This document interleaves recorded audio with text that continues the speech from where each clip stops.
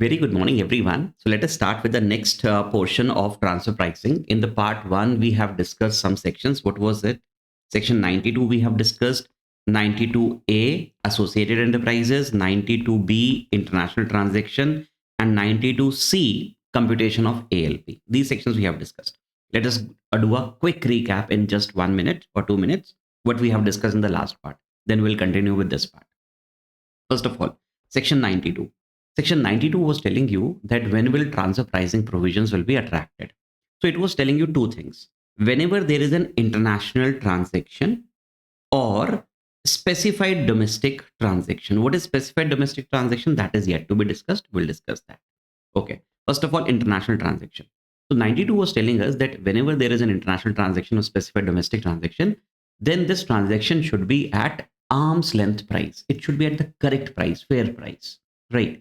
And how this arm's length price will be determined, that 92C will tell us. C for computation. So 92C will actually help us to compute the ALP. Okay. So it should be at the ALP. Now the question is, what is an international transaction? International transaction is defined in 92. Tell me which section? 92B. So 92B is international transaction.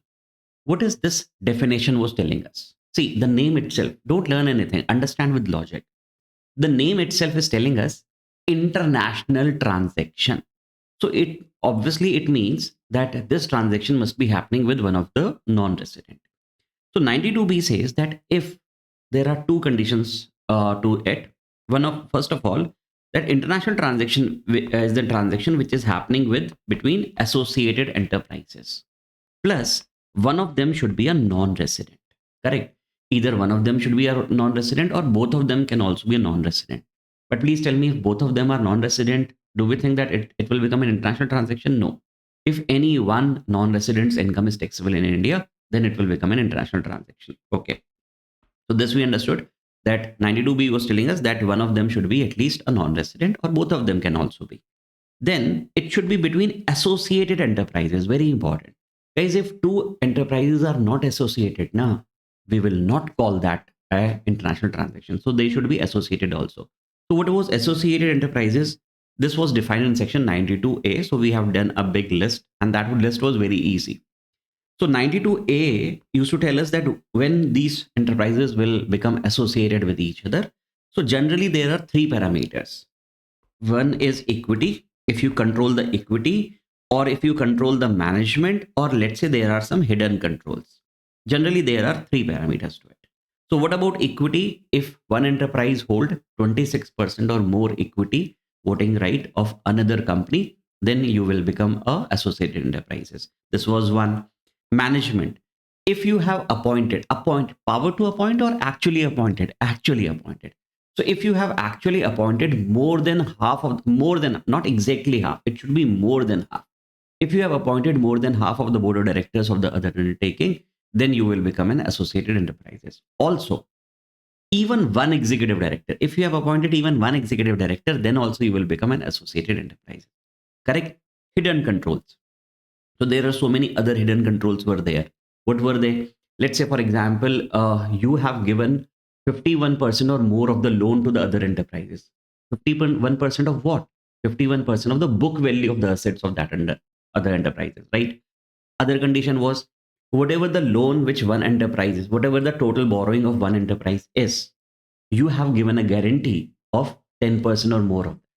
So if you have given a guarantee of 10% or more of the total borrowing of the other enterprises, you will become an associated enterprises. Then if the buyer is actually fixing the price, then also you will become associated enterprises. Or let's say 90% or more of the raw material is supplied by one enterprise, and also the prices are controlled by the seller, then also you will become the associated enterprises. Or let's say you are doing a business, you are manufacturing something, you are processing something, and you are using the technical know-how, patent, copyright of the other person, and you are dependent on him, then also you will become an associated enterprises. So these are the few points which we have discussed. These are the major points which we have discussed in 92A, that is associated enterprises. So this we have discussed, this we have discussed, this we have discussed. Specified domestic transaction, we'll be discussing it, don't worry. Then 92C also we have discussed that there are various methods to compute the ALP. Can we compute the ALP by more than two methods also? No. only one method should be the most appropriate method. Whatever the ALP you are computing, it should be by one method only. How many methods are there? 6. So there are 6 methods. Comparable uncontrolled method, that we call it cup and saucer, cup method. Resale price method, we have discussed them in length in the last lecture and with illustrations also. Cost plus method, important. All 3 are important methods. Then we have profit split method, transactional net margin method, or any other method prescribed by the board. So there are actually 5 plus 1, total 6 methods are there. So any one of them would be the most appropriate method. So we have discussed that in the last lecture. Now, let us start with the second part of this. Now, let's say, for example, if you have determined ALP and you are getting more than one ALP. Let's say, for example, you were determining the ALP by using any of the method and you are getting more than one ALP. 3 ALP, 4 ALP, 5 ALP, 6 ALP, 7 ALP, then how you will proceed. So if you have more than one ALP, so first find out that how many ALPs you have. See, if you have up till 5 ALPs, that is less than 6. Less than 6 means up to 5. So let's say, for example, you determined the ALP. You got 15, you got 18, you got 14, you got 10. Let's say 4 ALP you got, right? These are the ALPs which you received. So what you will do, you have to do a average, arithmetic mean. So what we have to do, sum it up, divided by how many ALPs? 4. Just simple average. So that average would be your ALP, correct? So if there are less than 6, that is 5 or less, I'm again repeating 5 or less. So what you have to do, the arithmetic mean you have to do, guys, correct? And also please remember, see, whatever the ALP we have determined, right? And if there is a difference, we will adjust that. Second thing, if there is a minor difference, how much tolerance? The tolerance band is 3%. So let's say, for example, you have done a transaction at rupees 100, right? This is your actual transaction price.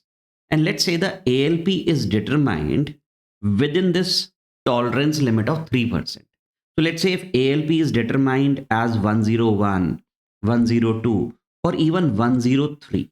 So how much is the maximum difference is going? If it is 101, 102, 103, maximum 3%. So that is an allowable difference. That is an allowable difference. So if you get an ALP, let's say 102 or 103, so we will say no, that is allowed. So we will assume that this transaction, your actual transaction price is the ALP. We'll actually consider this because 3% grace we can give. Okay. It can be 3% up or it can be 3% down also. So it can be also possible that you can go within the range of 3%. It can be like 99, 98 or 97 also. So if it is 3% up, 3% down, they both are acceptable. So if you are getting up or down, doesn't matter. So 100 would be allowed. But let's say, for example, you get an ALP of 104. The difference is how much now? The difference is more than 3%. Guys, 3% you have to take off what? 3% of the ALP or 3% of the transaction value? 3% of the transaction value. Remember this. Students make this mistake. So not 3% of ALP, 3% of your value, 3% of your transaction value. So 3% of this, you can go up, you can go down. But if it is more than 3%, then no. Correct. Also, that is not that important, but still you should know if it is a wholesale activity. If it's a wholesale activity, then instead of 3%, we will allow 1% difference, 1% up, 1% down. What is a wholesale activity? I'll make you read. Right. Got it. If there are more than 5 ALP, let's say 6 or more, then what we will do? Then we have a range concept. So let us read this first, and then I'll come to you. Should I? Okay, let me give you an illustration also regarding it. See, there is an illustration number 6. The actual transaction price is 100 of 10 lakh units sold by Associate Enterprises. So the actual transaction price is 100. ALP on the basis of cup method were determined as under.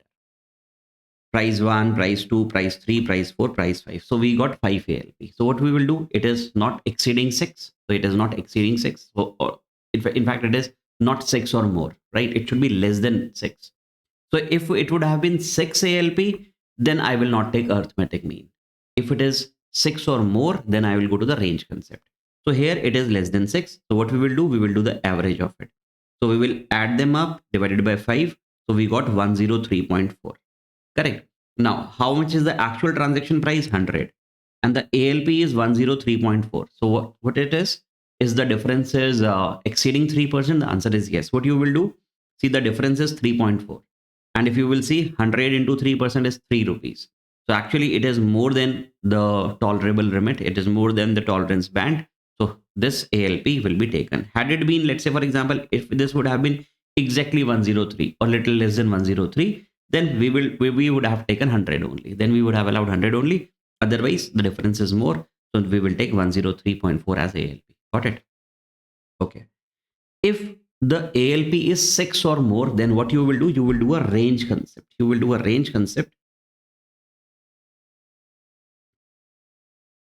Let me read this first for you. If more than one ALP, what you will do? If it is less than 6 ALP, less than 6 means 5 ALP or less, then you will do the arithmetic mean, and there is a tolerance limit of 3%, 1% in a wholesale activity. So what is a wholesale activity? Actually, the wholesale trading is if the purchase cost, not that important, but what you will call that, let's say, for example, the SSE is involved in wholesale activity. What is wholesale activity means? If their purchases, see how, okay, don't learn it. How you will define that person is doing a wholesale activity, a trading activity. See, mostly what we does is, let's say, for example, for example, we are into a manufacturing business. We are into manufacturing business. So what we will purchase? Raw material. Then we will process that raw material. And then we will make the finished product, right? And we will supply the finished product. But if we are into a wholesale trading, so what we will do? Whatever the things which we will purchase, we will sell it the same thing, right? Without such modification. So we will sell it the same thing. So if majorly your purchases consist of your finished goods only. So whatever you supply, the same thing which you purchase also, so that is called a wholesale trading activity, right? So they are saying that if purchases cost is 80% or more of the total cost of the trading activity. So whatever you does is mostly it is purchases only. So there are very few other expenses which you incur. So this is called a wholesale trading activity. Not important, but little idea you should have. Plus your average monthly closing inventory. See, obviously those who are manufacturer, they will have a high closing stock, right? They might be having raw materials also, they might be having other things also. But those people are doing wholesale trading. They don't have that much of inventory. So what they are saying, they are actually limiting your inventory. So they are saying that your average monthly closing inventory is not more than 10%. It is up to 10% only, less than or not more than 10% of the total sales of trading activity. So that is called a wholesale trading definition.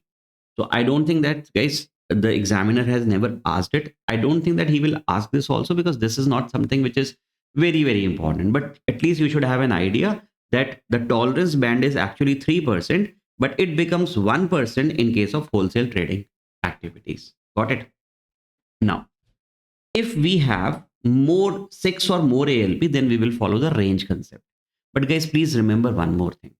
Let's say, for example, we will not follow the range concept even we have 6 or more in the profit split method. In profit split method, we will not follow the range concept. In profit split method, let's say, for example, in profit split method, you got 6 or more ALP. So you will not follow the range concept. You will follow the arithmetic mean only. Or see, there are 6 methods, right? So in profit split method, I have said that please follow arithmetic mean only. Whether they are 6 or more than 6 doesn't matter, right? Even any other method also. We have now one method, which is any other method that can be prescribed to the board. So there also, we don't follow range method. We follow this method only, arithmetic mean method. Correct? So can I say that if the ALP is determined by profit split method, so whether it is less than 6 or whether it is 6 or more, arithmetic mean will be applicable. If you got the ALPs, different ALPs by using any other method, whether they are less than 6, whether they are 6 or more, you will follow arithmetic mean method only. Correct? But let's say, for example, it is CUP method, or let's say, for example, it is transactional net margin method, right? or resale price method, or cost plus method, right? So in this case, if it is up to 5, then arithmetic mean. If it is 6 or more, then it would be range concept. Got it? So this we have done. How we'll calculate the arithmetic mean. Tolerance limit you should know. That is little important. And now the range concept, if you have 6 or more ALP. Okay, please tell me. See, examiner will confuse you this way. The examiner will play tricks on you. What he will do? He will say that by using CUP method, we got ALP, let's say 90. By using cost plus method, we got the ALP, let's say 102. By using transactional net margin method, we got the ALP as 101. So please determine the ALP. So what would be the ALP? So what will actually students will do? They will say, oh, it is actually, there are different ALPs, no? More than one ALP are there, although it is not exceeding 6 or it is not exceeding 5. So it is less than 6. So what we will do? We will do the average. 90 plus 102 plus 101 divided by 3. We will do the average. Guys, no. You can't do average by different methods. You remember, only one method can be used. Only one method can be used. So whenever you are doing the average, it should be by the same method. It should be by the same method. So what I'm telling you, let's say for example, it is CUP method and you got the ALP by CUP method, different ALPs. 90 you got, 95 you got, 98 you got. So this is what you have to do, the average. So we can never do the average based on the ALPs which we have obtained from different methods. No, because only one method can be followed. So don't get trapped over here. Examiner will play a trick on you. He will say that there are different ALPs by different method. Don't do the average of it. So please comment over there that only one should be the most appropriate method. And if the question is silent and you have to choose, you can assume any one of the method of your choice, and you can say that I'm taking the ALP for by using CUP method or CPM method, as the case may be, but never do the average of various methods. No, the average should be the different ALP values which you got only by one method. Got it? So here there is a chances of mistake. So I believe that you will not make this. Correct? Now let us understand the range concept. So guys, range concept is very easy, although it didn't came in examination so far. So you never know, it can come anytime. You should be very particular. Also, you should know about how to determine the ALP as per the range concept. See what happens if we have 6 or more ALP, then we have to follow a range concept. What is range?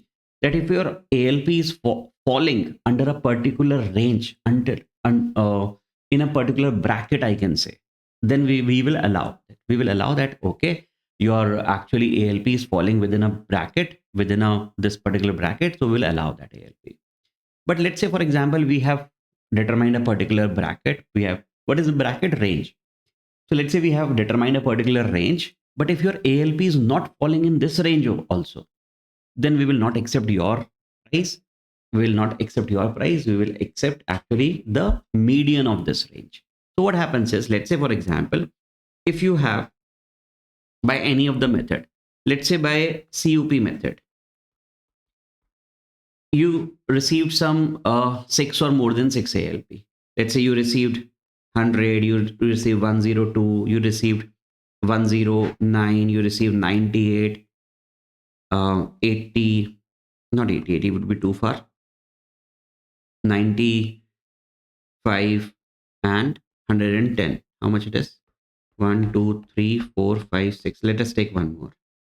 115. Correct? You got this ALP. So how many ALPs we have? Total we have 7 ALPs. 6 or more, right? So now you will apply the range concept. Apply the range concept. Your first thing should be, so you got how many ALPs? 7. So I'm writing 1, 2, 3, 4, 5, 6, 7. So you got 7 ALP. So what you should do, first arrange them in the ascending order. First arrange them in the ascending order. So first arrange this one, 95. So I'm putting 95 over here. Then would be 98, 98 here. Then it would be 100, 102, 109, 1010, 115. Got it? So first first step is clear. So you have to arrange them in the ascending order. Then what you have to do, you have to actually determine the range. The range between 35th percentile to 65th percentile. The range should be between 35th to 65th percentile. And guys, why this is 35, 65? See, it's very easy. So what we have done is, see, the median would be 50, right? The median would be 50. So what they have done actually, they have gone 15 up, 15 down, correct? 15 up 65, 15 down 35. So this is how they actually are creating a range. So what you have to do is, you have to determine the number which is at the 35th percentile. 35th percentile. So what is 35th percentile? How many numbers you have? 1, 2, 3, 4, 5, 6, 7. 7 ALPs you have. So determine the 35th percentile. So it would be 35 upon 100 into 7.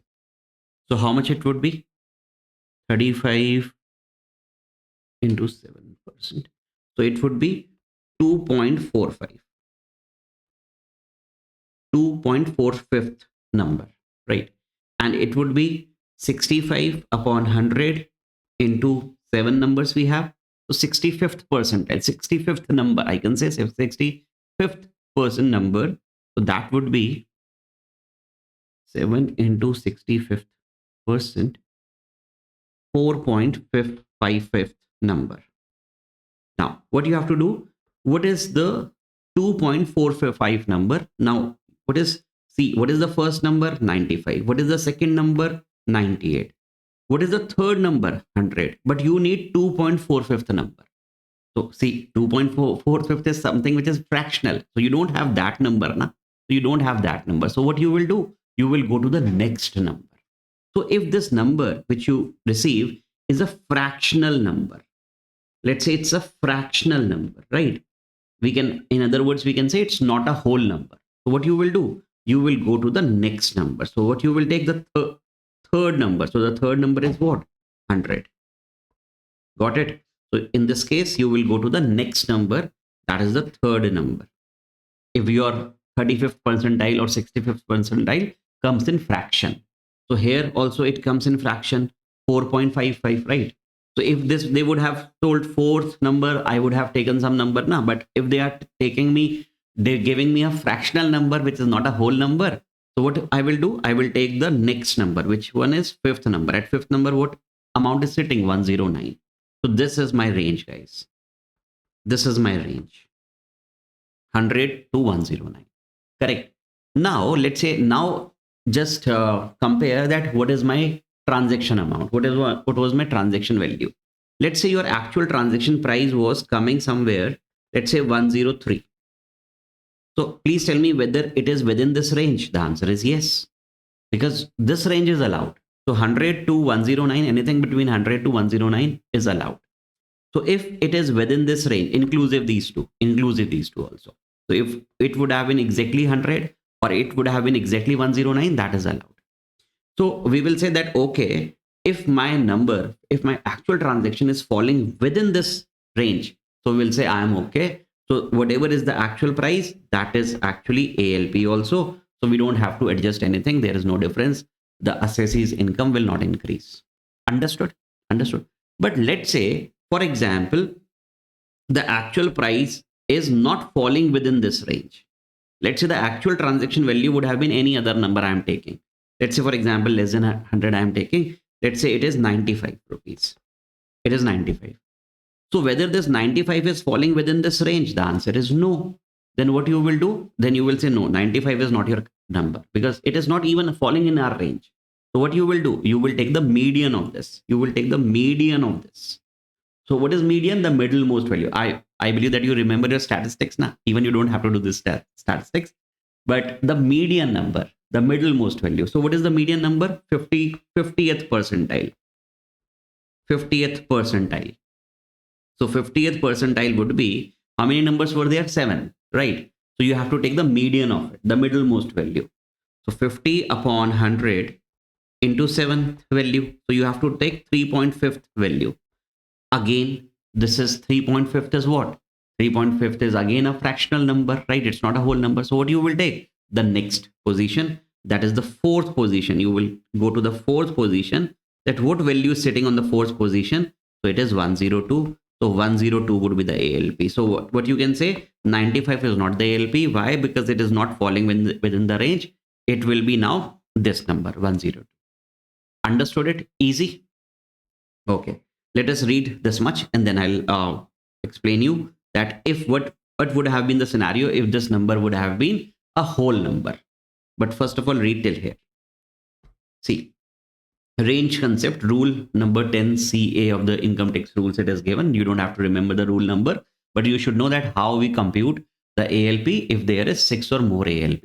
But please guys, I'm again repeating. Let's say by using profit split method, you got 6 or more. Will you follow the range concept or arithmetic mean? Arithmetic mean, correct? Okay. This method shall be applied if ALP values are 6 or more. But please, even if it is 6 or more, in profit split method or any other method, don't follow range concept, follow arithmetic mean only. Correct? Okay. Steps involved in range concept. Please tell me without reading it. What is the first step? Sir, we will arrange them in the ascending order. Very nice. So we'll arrange them in the ascending order. Second, what you will do? You will calculate the 35th. You will create your range. How? By calculating 35th percentile and 65th percentile. I believe no need to run 35 and 65. Actually, the middle one is 50. We have gone 15 up, 15 down. Correct? Very easy now. Okay. Now check whether the actual transaction value falls within your range or does not fall within your range.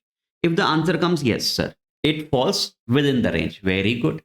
So nothing to be done then. So if your value is falling within the range, then your actual price we will say that this is your ALP. No issues. Okay. But if it does not fall within that range, so we have done that. No. What is our range? 100 to 109. But you are saying my actual transaction price is 95. No, sir. It is not falling within the range. So what we will do? The middlemost value of this. What is the middlemost value? 50th percentile. And then we will take the does not fall within the range of this 35 to 65th percentile. It does not fall. Then what we will do? The middlemost value. What is middlemost value? The median value we will take. Correct. Now I'm discussing that whether this 35th, whenever this 35th, 65th or 50th thing comes in whole number or if it comes in fractional number, then what you will do? So now you have understood that what we will do in the fractional number. What we will do? We will go to the next number. See, if it is whether it is a whole number or a fractional number. Let's say, for example, the number which is arrived at, it is a fractional number. It is not a whole number. Then what you will do? You will go to the next number. You know this also. No, it is not a whole number. We have to take the value of the next. I have mentioned everything in the notes. Such beautifully prepared. I'm telling you, everything is mentioned in the notes. You will actually appreciate it. We have to take the value of the next whole number data. Correct. So if let's say, for example, 9 into 35th percentile comes to 3.15. So what you will take? What is sitting on the fourth position you will take. But let's say, for example, let's say the total numbers we have is 20. Let's say the total numbers we have, total ALP we got is 20 numbers. We have 20 numbers. First, second, third, something is sitting on first, second, third. And let's say we are taking the 35th percentile. 35 upon 100 into 20. What it is? 7th, na? Yes. It comes 7th. It is a whole number. It is not a fractional number. Then what you will take? See, now what you will take, let's say, for example, you have 20 numbers. 1, 2, 3, 4, 5, 6, 7, so on. You have around 20 numbers. So some ALP is sitting at number 1, number 2, number 3, number 4, number 5, number 6, number 7. Let me take one more, number 8. Some ALP is sitting at number 8 also. Let me just put some numbers also over here. Let's say, for example, here it is 95. Here it is 99. right? Okay. So let's say first you will compute your range. So how your range will come? First of all, you will take the 35th percentile. And let's say it comes to the 7th number. So what you have to do, if the number is, what you receive is, see, if it would have been a fractional number, you would have chosen the 8th number, next number, right? So you would have chosen 99. But let's say if it is not a fractional number, it's a whole number, then what you will do? Sir, can I take the 7th number? No, no, no, no. The rule says that take the average of the 7th number and the next number, that is 8th number. So whatever is sitting on the 7th number, whatever is sitting on the 8th number, take the average of it. So what is sitting in the 7th number? So 95. What is sitting in the next number? 99. Take the average of it. So 95 plus 99 divided by 2 is 97. So your range will start from 97. Understood? And let's say, what is the 65th percentile? 65th percentile of, let's say, how many numbers we have? 20 into 20. 65 into 20%, 13th. This is also now a whole number. It is not a fractional number. So what you will do? So whatever is sitting on the 30th number and the 14th place, whatever is sitting on the 30th place, 13th place or 14th place, you will take the average of it. So it would be, let's say for example, at 13th place it is 110, and let's say at 14th place it is 100 and what I should take 116. Okay, so what you will do? So 13th number. So should you take 13th number as the range? No. What you will do? 13th and the next number, whatever is sitting over there, take the average. So average of 110 and 1116. So 1110 plus 1116 divided by 2 is 1113. So actually 113. So your range is the average of this 97, the average of this 113. So this is actually your range. Understood? Easy. And let's say for example, if your actual price, let's say if your actual price is falling within these numbers, inclusive of these two, then you will say my actual price is the ALP. Let's say if your actual price is not falling in any of these ranges, it's falling actually outside the range. So if it is falling outside the range, what you will take? The median. So what is the median? 50th percentile. So 50th percentile of what? 50 upon 100 into 20 numbers you have. So what you have to take? 10th number. So 10th number, this is actually a whole number. Then again, what you will do? Same thing. So whatever is sitting on the 10th number and whatever is sitting on the next 11th number, I will take the average of this. Got it? Easy. Correct. So this is how you have to do. Quickly, I'm not doing this illustration, but quickly I'm showing it to you. So let's say for example, you have, let's say I have just set it out in an ascending order. So let's say we have how many data? 20 numbers we have. First is 90, second is 98, third is 100. So how we will create a range? So we have total 20th number, 35th upon 100 into 20 numbers. So this is what we have, 7th number. So what we will do? Our range will start from the 7th number and the 8th number. What is the average? 107 and 110. 107 and 110 divided by 2. It is 108.5. So actually it is 108. 108.5. Correct. So our range will start from 108.5. Similarly, we will do the 65th percentile. 65th percentile of 20. 65 upon 120. What we will get? 13. That is again a whole number. So 13 and 14, the average of this. 118 number is sitting at the 13th place. 119 is sitting at the 14th place. Do the average of it. We will get 118.5. Correct now? So 118.5. So my range is now 108.5 till 118.5. So if your actual transaction price is falling within this range, no issues. That actual transaction price is only the ALP. But if it is outside the range, so what you will do? 50, the median. You will do the 50th percentile. So 50 upon 100 into 20, you got 10, which is actually a whole number. So what you will pick? The digit which is sitting at the 10th position and also the digit which is sitting at the 11th position. So on 10th position, it is 114. On 11th position, it is 1116. You will do the average of it. 115 would be your ALP. Got it? Then 115 would be your ALP. Easy? Very nice. So this is how you compute it. Sometimes, guys, we got multiple years, although they have never asked it. I don't think that they will ask this also. It's because they have not asked the range concept also so far. So the most at most what they can ask you the range concept. But in case of multiple years, how you will do? Again, it's very easy. You have to take the weighted average actually. So let's say if you have been given the data of the current year also and the past 2 years also. So what you will do? You will do the weighted average. It's same. See, for example, let's say there is an illustration. It's written over there. Zolo Limited is engaged in IT enabled services. Okay.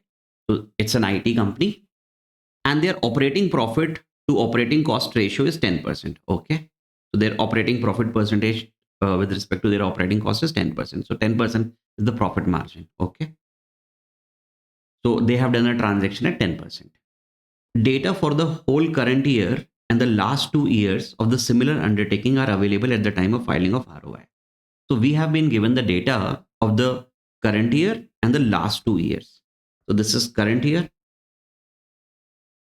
data, and these are year 1 and year 2. Last 2 years data is also given. Okay.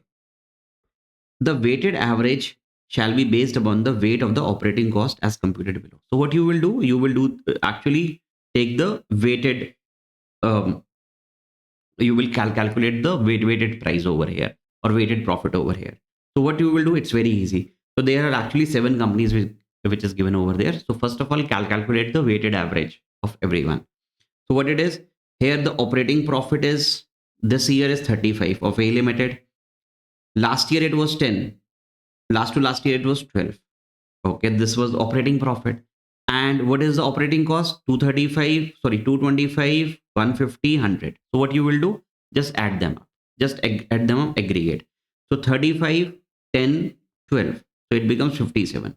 Got it? Add the cost of last 3 years. 225, 150, 100. Add the cost also of last 3 years. So you will get 475. So now you got the total aggregate cost of the last 3 years. You got the aggregate profit of the last 3 years. So now whenever you will calculate your operating profit, it would be a weighted average. So how it will be? 57 upon 475 into 100. You will get 12%. 57 divided by 475 into 100. You will get 12%. So this is your one data set you received, 12%. Okay. Second is another company. Again, operating profit of last 3 years, 10, 5 and 10. So this year 10, last year 5, last year 10. So it would be 10 plus 5 plus 10, 25. Total operating profit of the last 3 years is 25. Cost is how much? 100, 125, 80. So this is 100 plus 125 plus 80, 305. What you will do? 25 upon 305. Total profit of last 3 years, current year and last 2 years, total 3 years, divided by cost of 3 years, current year and last 2 years, you will get 8.2. So this is how you will get this data set. Now forget about everything. Now this is relevant for you. So the same thing. Now please arrange them in the ascending order. So what was the smallest one? 2.2%. So 2.2 is the first one. Then it was 6. Then it was 8.2. Then 9. Now everything will remain same. Correct now? I believe that you will be able to do. Then 10.57. Then 11.9. Then 12.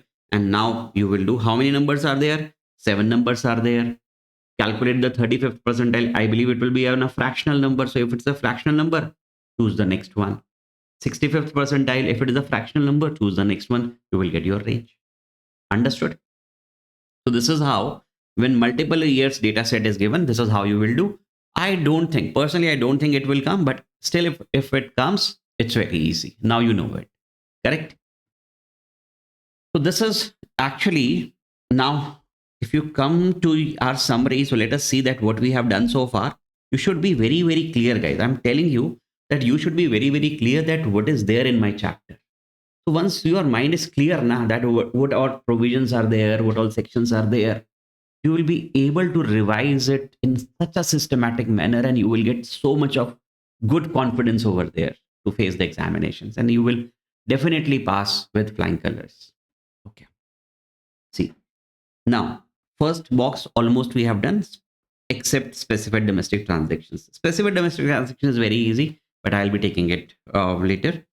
So now section 92 you have done. TB provisions. When they will apply, try to recall. When they will apply, if there is an international transaction, what is an international transaction? 92B. At least one of them should be a NR, and it should be between associated enterprise. Okay, do you remember there is something called as deemed international transaction also between two unrelated persons? Yes, sir. Actually, we remember, let's say we have an associated enterprises and they have an arrangement with that person. They have a prior agreement with that person, or they are influencing the terms and condition of this transaction. So this two people are having this transaction. If you remember, I've told you this. Nah, this one. So if these two people are associated, so what they have done, they are not doing a transaction between themselves because they know that they are associated and TP provisions will apply. What they have done, they have created a dummy enterprise. They have created a dummy enterprise, and this person already has a prior agreement with him, or he is controlling the terms and conditions of this transaction, which is happening between India and this independent person. Correct? So if he is controlling it, so we will call this, although they are unrelated, but we will call this transaction as a deemed international transaction. Got it? And this person can be resident also, non-resident also. Okay, very nice. Come back. Okay. So associated enterprises, we know. Management, equity, hidden controls, we all know this. Okay. Second box we have done. Yes, sir. Ninth, we know how to. This is very, very important. Mostly questions comes related to this that determine the ALP by any of the method which they will ask. So you should know how we will subtract, how we will actually add it or subtract it. Let's say they have given some items like warranty, they have after sale support, brand value, any other thing they are given. Now you should know how you will do it. Bulk discount, credit period, etc. Correct? Now we have discussed this in the last part in detail. Now you know these methods also. Now you know that if there is more than one ALP, okay. If it is 5 or less, then it's an arithmetic mean. If it is 6 or more, range concept. But you will not use range concept where profit split method and second any other method. You will not use the range concept. Very nice. And how much is the tolerance limit, guys? So 3% in wholesale trading transactions, 1%. Good. Now let us come to this third box. Third box will say is what happens. It's very, very important. If I tell you that this is one of the important one, very, very important. This one. Sir, you told this one is also important. Yes, they are important. You can't leave anything, right? But yes, questions has came in the past in this also, especially 92C4, especially 92C4, which is very easy. But yes, question has come in the past. See, what happens is, let's say, for example, this is A Limited, India. Understand the logic first. A Limited, India. During this previous year, let's say previous year 25-26, they entered into an international transaction. They had some international transactions. So let's say, for example, they had some few international transaction with their associated enterprise, which is, let's say, sitting in US, right?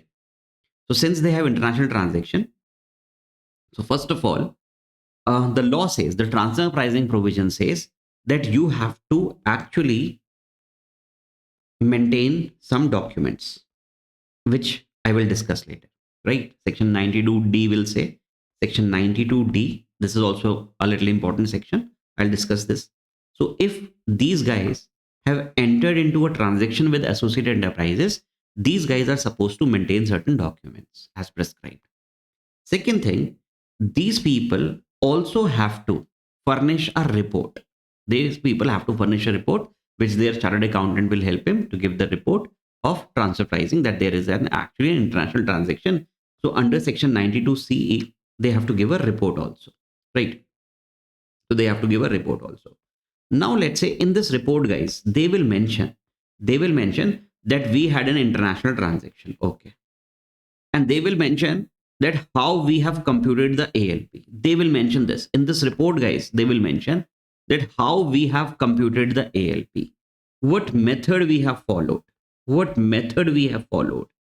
and what are the, let's say, what are the data we have used, what is the data we have used to compute this ALP. Okay, and they have furnished this report. Okay, let's say for example they have computed this ALP, let's say at 100 crores, and they are saying that this is 100 crore is the international transaction, this is the ALP, how we have computed it, and what is the data we have used it. Okay, now they will file their return, and let's say now assessing officer is actually carrying their assessment. They are doing this assessment of this year, correct? And he found that A Limited has an international transaction, and let's say he has a doubt with on this ALP. He thought this ALP is not correctly calculated. He has a doubt on this ALP. Okay. Or he can say that the data which you have used, he has a doubt on this data. Generally there are so much data which we use of other companies also to calculate ALP. So there are so many databases available. If you might have heard, in fact when you will join any industry now, you will hear that there are so many datas available. There are some sites like Bloomberg is there. I think you might have heard the name or you might not have heard the name. Provis is there, Capital Line is there. So what are these? These are the places, these are the servers where we can get the data of other companies also. So majorly in India, generally we use Bloomberg also. We use Provis also. We use Capital Line also. These are some data where we can get the data of other companies also. But assessing officer thinks that the data which you have used is not correct. The ALP is not correct. Or might be you have not prepared proper documentation which you are supposed to prepare. Or let's say, for example, assessing officer has called for the documents and you have not brought these documents, right? Then in that case, assessing officer can himself determine the ALP. He can himself determine the ALP. And what he will do, let's say, for example, it's a sale transaction. It's a sale transaction. So what they have done is A Limited in their profit and loss account, they might have shown this sale as 100 crore. And now assessing officer might determine the ALP. Or let's say, for example, assessing officer has determined the ALP as 140 crore. Then he will give effect to this also. So what is the effect that I will tell you in the next subsection? First of all, let us read that when this assessing officer can determine the ALP. So these are the conditions, these are the circumstances when the assessing officer can also determine the ALP. What was it? Whatever I have told you, this is mentioned in the law.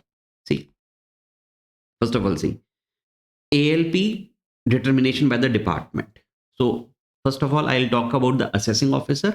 Then I will also talk about, let's say, for example, assessing officer thinks, no, I am actually not the expert. I'm not the right person to determine the ALP. So sometimes he can also refer this case to the expert. Who is this expert? Transfer pricing officer. Those people, they are also income tax department employees, right? At the level of joint commissioner, assistant commissioner, deputy commissioner, but they have specialization of transfer pricing. They know how to determine the transfer price. So sometimes AO can refer the case to TPO also. So that we will do in section 92 CA. So ALP by TPO. So sometimes AO, see, 92C3 will tell you, no need to remember the section number, but you should know the provision.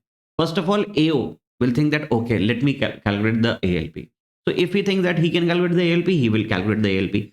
Sometimes he thinks that, no, I am not the expert. I'm not the right person. I don't know how to correctly value the this ALP. So he can take the help of his colleague TPO. Okay. First of all, 92C3. This we have done. This we have done. Guys, I'm on page number 15.7. Guys, I believe that you already have downloaded these notes. These notes are available in the description below. So there's the link of the app. You can download the app and it will be under the free material. Just click on that burger button, 3 lines button. You will get one of the option as free material and you can download these notes from there. Okay, 92C3. It says, during the course of assessment proceedings, the AO may proceed to determine the ALP in any of the following cases. The AO may proceed to determine the ALP in any of the following cases. In these circumstances, he can actually, the assessing officer can determine. See, remember guys, Remember, A Limited has run an international transaction. They have filed the report. Assessing officer is assessing this and he has suspicions. No, the ALP which you have determined is not correct. The data which you have used is not correct. You have not actually kept the proper documentation. The documents which you have called, you have not produced it.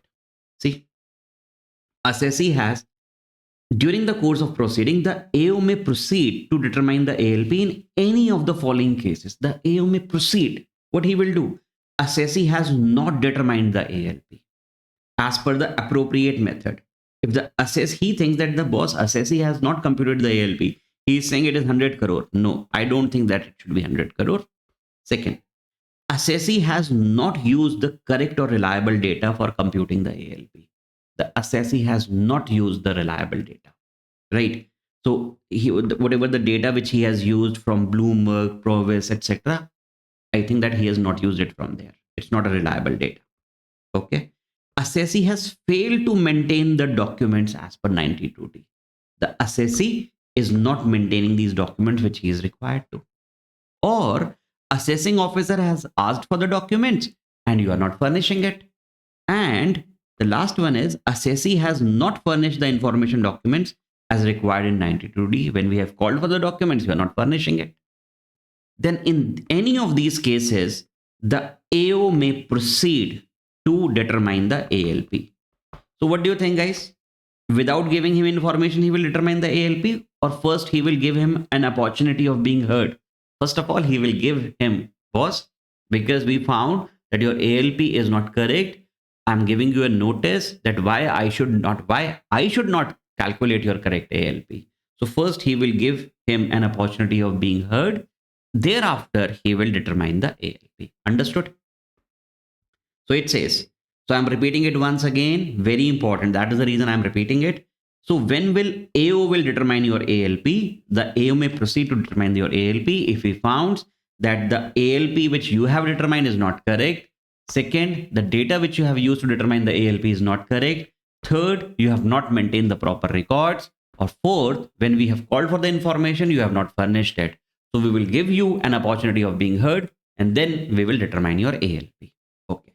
Now let's say, now very, very important, guys. I'll be a little slow over here. Now let's say AO has determined your ALP. You have said it is 100 crore. Let's say it's a sale transaction and AO has determined it as 140 crores. He has determined it as 140 crores. Correct. Now what they will do? He will actually give an effect to it. Very, very important. Section 92C4. Very, very important. Very, very important. Even if you don't remember the section number, doesn't matter.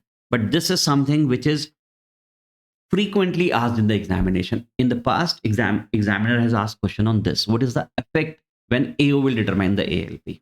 Okay. Let's say, for example, this person, let's say A Limited, let's say, for example, he is an SEZ, he has a unit in SEZ, and let's say, for example, he is taking a deduction of 10 AA, right? Takes holiday, 10 AA. So he was taking a deduction of 10 AA, and generally, let's say, for example, this is his 6th year, 7th year, 8th year. Let's say he's taking a deduction of 50% of his profits. So what he might have done is, let's say when he has furnished his return, so he might have shown, let's say, for example, this is the only profit he has. Let's say, for example, he has shown his profits as 100. And let's say he has taken the deduction of 10 AA of 50%. Let's say he was, if he is in the first 5 years, then 100%, you know, then in the next 5 years, it is 50%. And in the remaining 5 years, it's 50% within the prescribed limits also. So that we discuss in 10 AA. So let's say, for example, he is taking a deduction of 50 crores. And what he was showing that my income is 50 lakh rupees. Correct. But now what assessing officer has done is, assessing officer has determined your ALP at 140 crore. Very, very important. Easy, very important. But now the assessing officer has determined the ALP as 140. So what will happen? Now he will say, sir, now you have determined my ALP at 140. So I am eligible for 50% deduction. So my deduction will actually also increase by 50% of 140. So it would be 70 crore now. And 70 crore I will pay tax on this. Because you have increased my ALP now. So if you have increased it, so my deduction will also increase. No, your deduction will not increase. This is important. So even if your ALP is increased and your profit is increased, but your deduction we will not give you this benefit. No, we will not give you this benefit. Your deduction will remain same 50 crore. And you have to pay tax on how much? 90 crores. So whatever the price which we have determined see, please remember, by applying the transfer pricing provision, income tax department should be happy. He will not make the assessee happy. He will not make the assessee happy. He will say, no, what you have done is incorrect. So we will determine your ALP as 140. We have determined it. But because of that, we will not increase your deductions. Any deductions which you have taken in 10AA, 80IA, 80IAB, etc.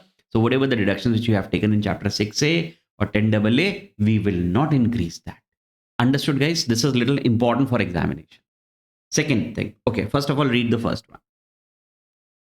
See, I have marked this section as important. Effect of ALP determined by AO.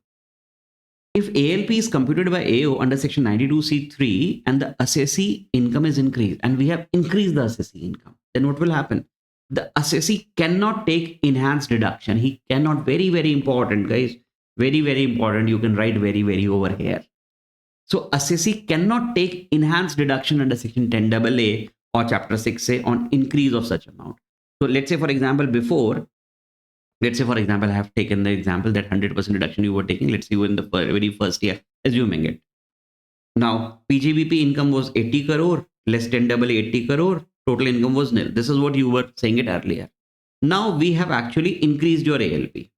Now, from 80 crore, we have increased to, let's say, 110. Let's say 30 crore, we have increased your ALP, and now your profit has increased to 110.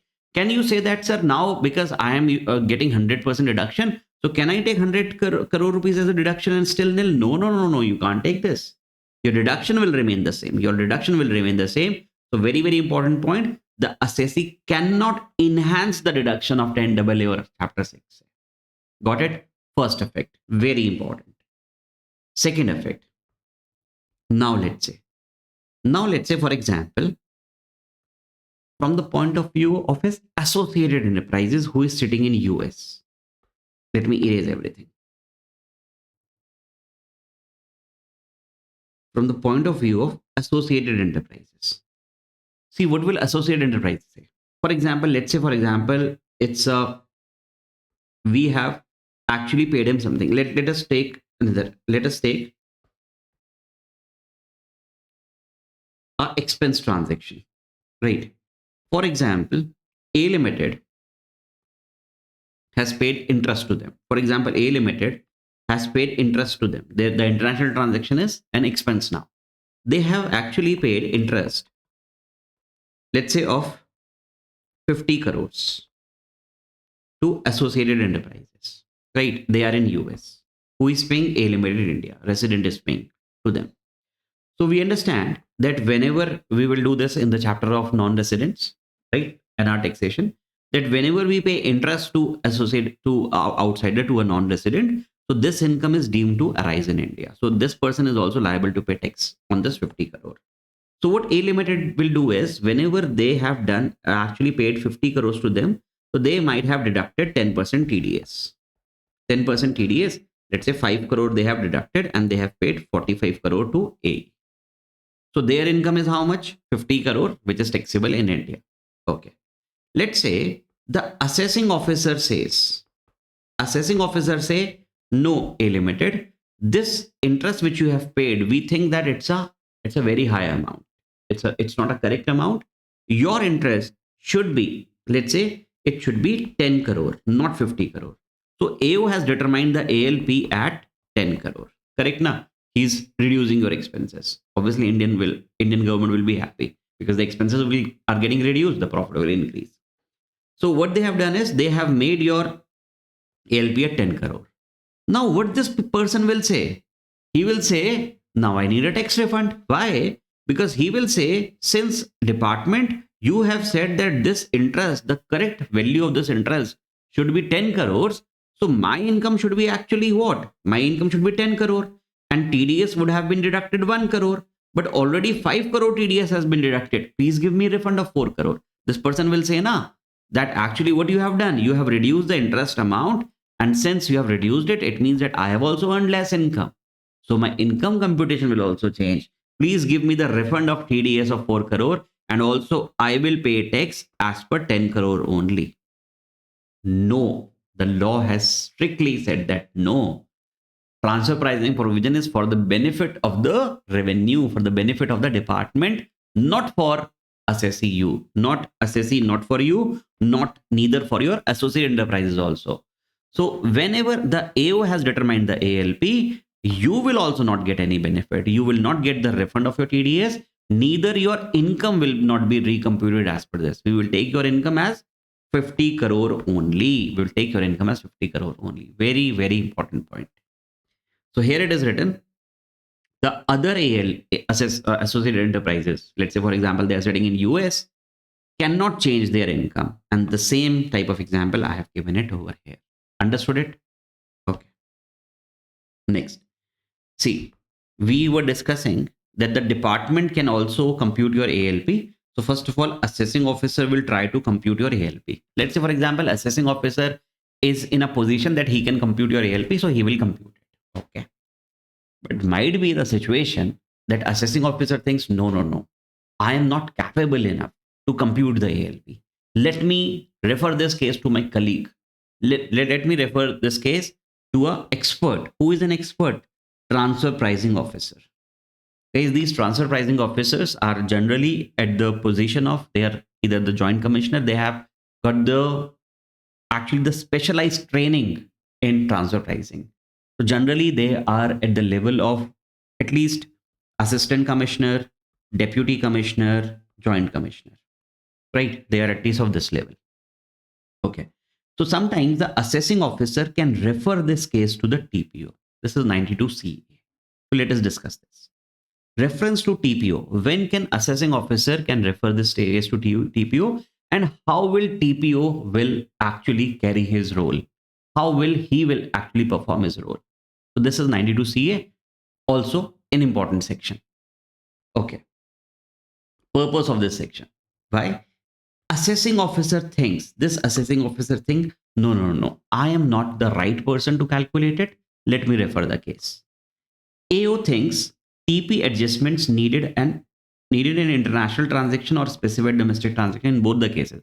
Whether it is international, whether it is specified domestic transaction, in both the cases, we can refer TPO. With prior approval of his commissioner. First of all, he will take the approval of his commissioner. That, sir, I want to refer this case to TPO. So first of all, see why he's taking the approval of commissioner. Might be that transaction is not that that transaction does not need that much expertise that you should refer TPO. So he might be thinking, he might be lazy. He might be actually giving his work to somebody else. So he has to justify it also. No, sir, actually it's a good transaction where we need an expert. So what he will do? First, he has to take so will he do it of his own? I am not in a mood to do the work today. So let me give my work to, because see, this is the human tendency. Now everybody would like to give their work to somebody else. So they will say, no, I will not calculate the transfer price. Let us give to TPO. No, before that, take the approval of your boss. Before that, take the approval of your boss. So who is your boss? The Commissioner of Income Tax or Principal Commissioner of Income Tax. First of all, take the approval of your boss. If your boss approves, then you can give this case to TPO. Got it? AO thinks TP adjustments needed in international or specified domestic transaction with prior approval of Principal Commissioner or Commissioner refers ALP compute. Then he can refer this computation to the TPO. Who is TPO? Generally, they are at the level of minimum assistant commissioner. Generally, they are joint commissioner, deputy commissioner, assistant commissioner, which are authorized, those who have received the specialized training in transfer pricing. Now we have referred the case to TPO. Now, guys, the TPO has got this case. Okay, he will look at this. What is the case about? So first, what he will do? He might require some documents. He might require some material. So what he will do? He might send a notice. He will send a notice to the assessee also that I need these documents. Please furnish these documents to me. Obviously, because he will do his investigation now. So he needs some material. So whatever the documents which he has received from AO, he will take that. Then also he need some more things, so he will can send the notice to the assessee that please furnish these documents. And if he will send the notice, the assessee has to furnish the documents. He has the same power as if he's an AO. The same power which assessing officer has, the same power TPO has, right? He can actually summon you, he can call for the records also. Role of TPO. TPO sends notice to the assessee to produce evidence. Documents, please give me evidence that you are saying that this is the ALP. Okay, please support your evidence. Please give me the documents, the ALP which assessee you have computed. Give me the reasons. Give me the documents. Okay. Now, please tell me, let's say assessing officer has given him given this case with respect to international transaction number 1, right? International transaction number 1, he has given this case. So TPO will determine this, the ALP of this international transaction number 1. While doing his investigation, while doing TPO, when he was doing the investigation, he found that there is one more international transaction or specified domestic transaction, as the case may be. So there is actually some more international transaction or specified domestic transactions. So can he actually compute the ALP for that international transaction also, which is not referred by the AO? The answer is yes. The answer is yes, because TPO has extra powers. Yes, TPO is actually an expert now. So there might be case where assessing officer might not look, he might have missed that transaction, but TPO is an expert. He found out, no, this is one more international transaction was happening.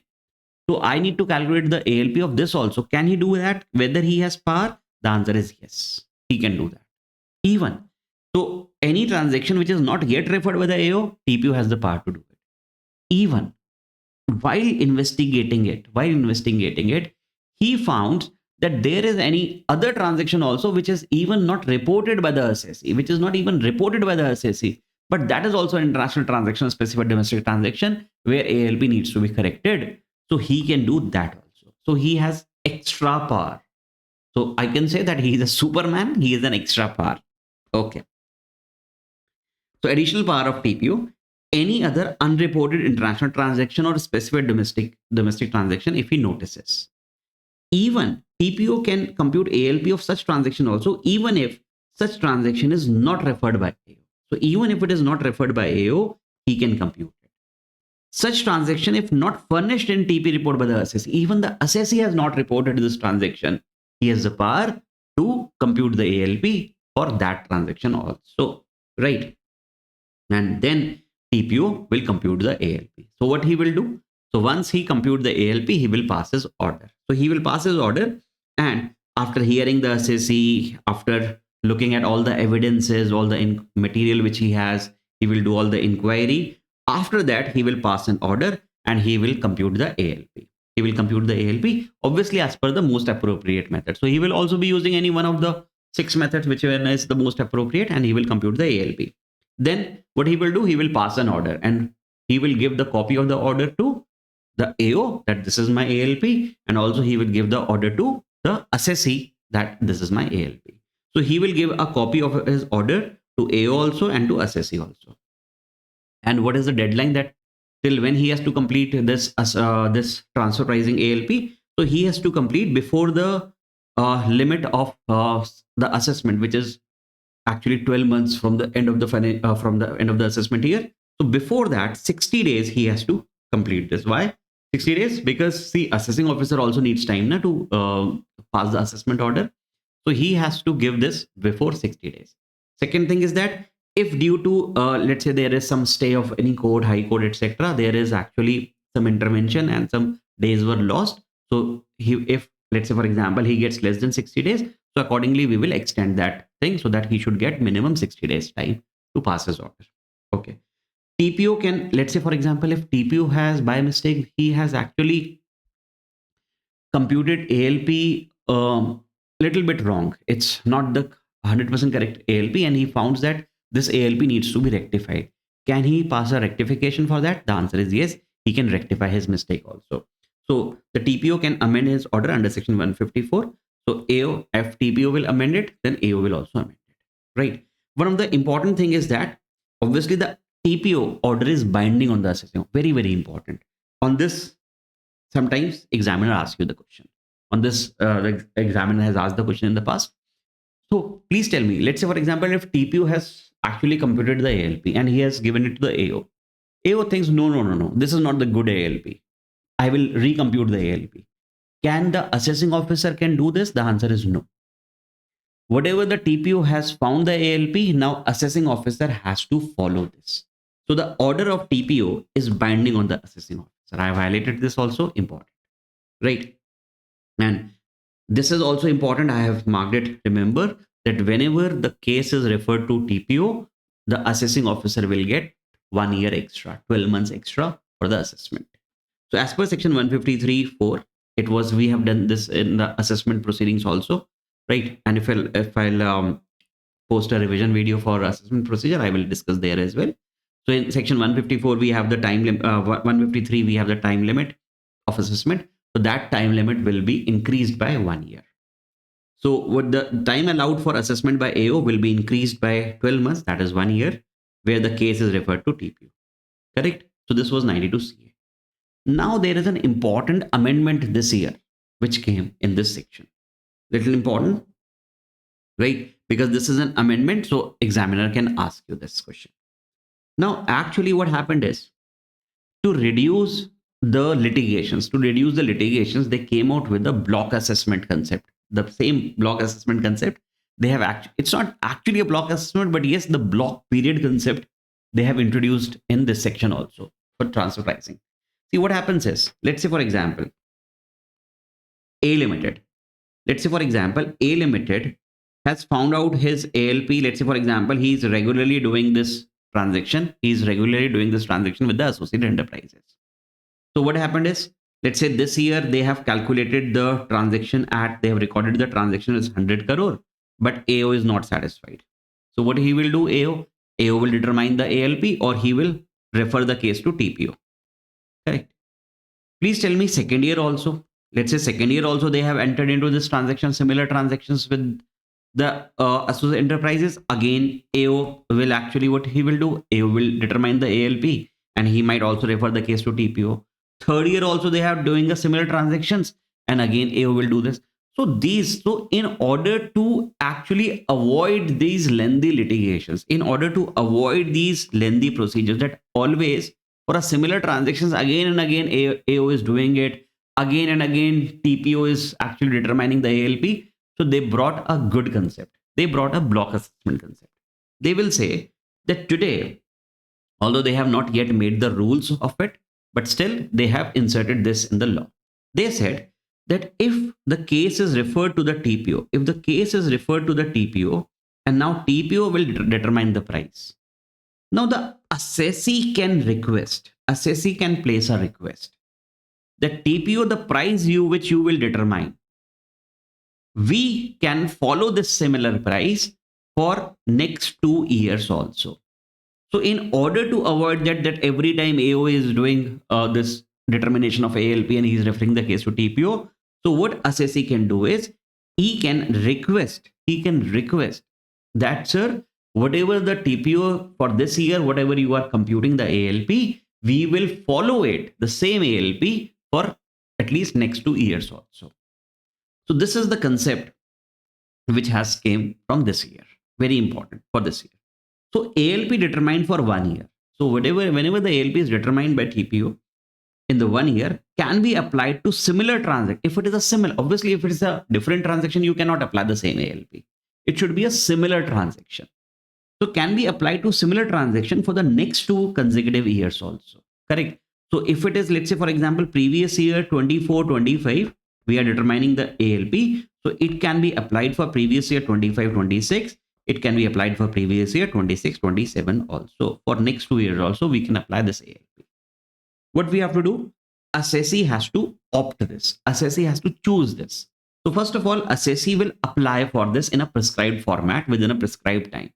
So what is the prescribed format? What is the prescribed time? As of now, the rules have not yet been framed, right? But they have inserted this in law. So assessee chooses the option in prescribed form in the manner and within the time limit, that there is certain time limit. So they will actually specify once they will frame the rules. So as of now, they have not framed the rules, but assessee can choose it that within this time frame that he can actually fill up a prescribed form that he want to choose this ALP for next 2 consecutive years also. Okay. Now TPO will see that whether he's correct or not, whether he is asking is genuine or not.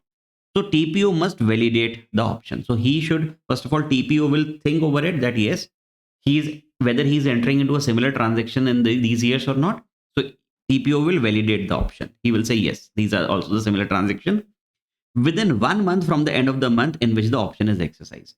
So let's say, for example, this person has given him application that he would like to carry this ALP for next 2 years also. Let's say, for example, on uh, 13th of January, he has given this 13th of January.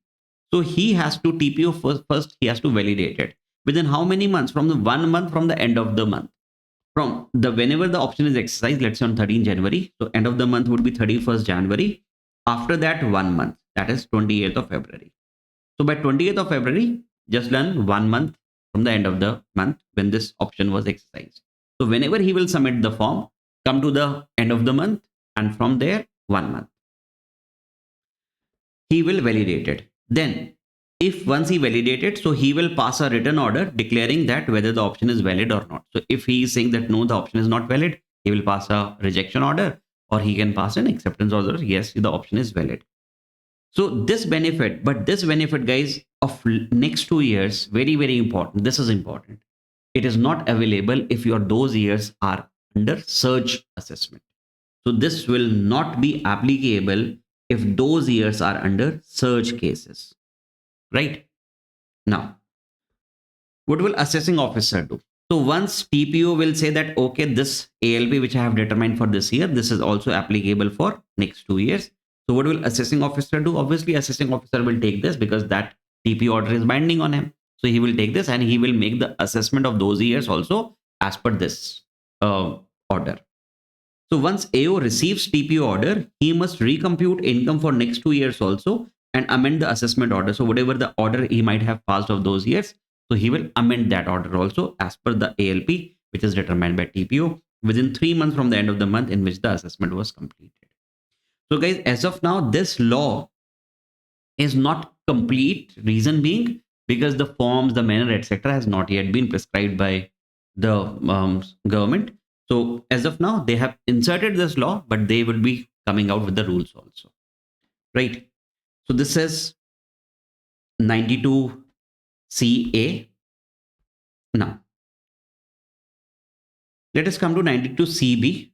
92CB, for the safe harbor rules, we will have a separate chapter. So I'm not discussing it here. We will have a separate chapter. I'll discuss the safe harbor rules.